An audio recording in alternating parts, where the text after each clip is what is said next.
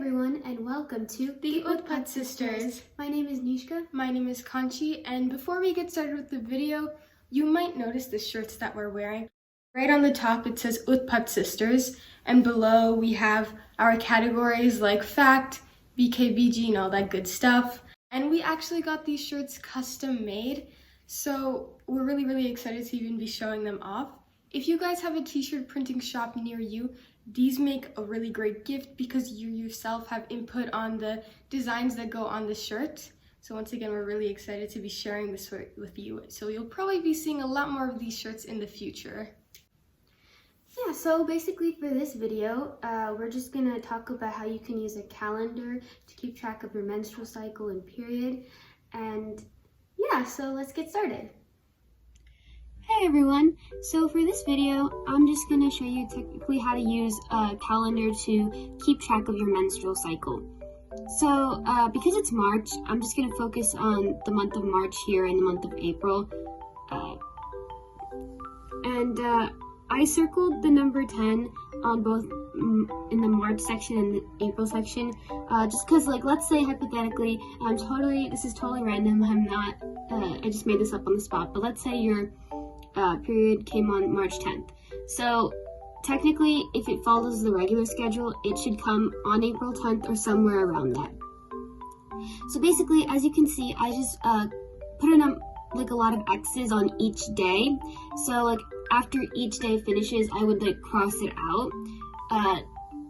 So I know that like that's how many days it's been since my last period came, or like how many days until the next time it's gonna come.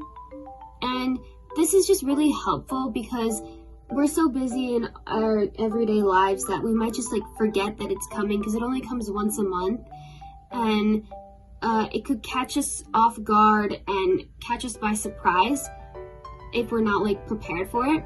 So, but if you like mark it down in a calendar or like write it down somewhere, you'll be more physically and mentally prepared for when it does come, and you won't be like scrambling at the last minute or like panicking because it came and you just weren't prepared for it. And as you can see, I drew a flower and a smiley face just to like decorate it. You can draw whatever you want. I was just bored and I thought they would look cute and it would motivate me to actually use the calendar and want to look at it and use it, because those two things make me happy, so it would just motivate me. An alternative to the calendar, if you don't have one at your access, is a small notepad like this, or even a diary if you have that. So if I open up to the first page, you can see that I wrote the month, the day, and the different symptoms or just things I experienced during March's menstrual cycle. And I know Nishka said it before, but I'm just going to say it again. This is for hypothetical purposes. This is just being written down for the sake of showing you all the concept of writing things down in either a calendar or a notebook. So anyway, to continue, these are things that I might have experienced during March's menstrual cycle. If we, flip to the next page, we can see April 10th. It came on March 10th and then April 10th, so that's a good thing because it's coming on the same day. And during April's menstrual cycle, I might have experienced excessive cramps and lethargy.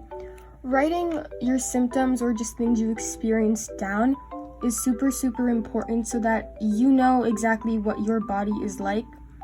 For example, you might be someone who experiences lethargy, or you're someone who just craves food a lot during your cycle. So things like that are completely normal, but it's important to know exactly what happens to your body so that you can find ways to overcome it, or you can find ways to accommodate for it. It's also really helpful because if you want to know if something is not normal or is inconsistent, writing things down helps you with that. So, for example, you might be someone who gets very minimal cramps during your periods, but all of a sudden, out of the blue, during a month, you get really excessive cramps. It's important to understand why and understand that something is not normal.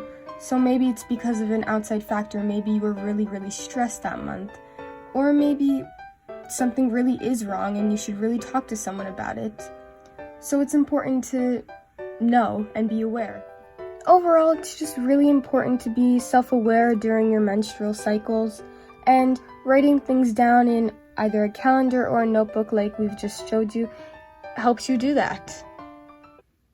So as you can see, using a calendar is basically, at least for us, it's pretty helpful when tracking down your menstrual cycle. If you don't have access to a calendar, you could always just use your phone, or you can use a notepad like A.M.H.I said in the video. And there's so many ways to you can have fun with it too. You can decorate it, you can draw on it, you can do whatever you want with it to help you stay motivated to use it. Overall, it's just really important to be self-aware. I know I mentioned this before, but I'm going to just mention it again.